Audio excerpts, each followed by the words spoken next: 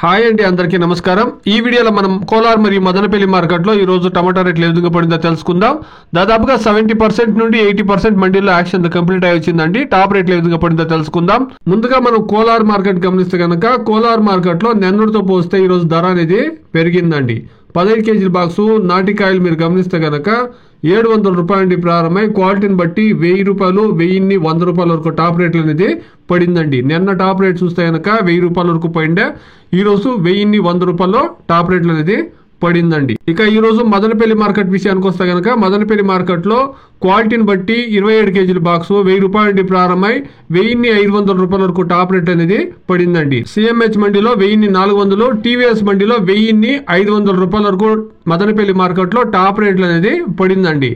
Today Kolar market 15 kilo boxes desi tomatoes 800 rupees to 1100 rupees top and top.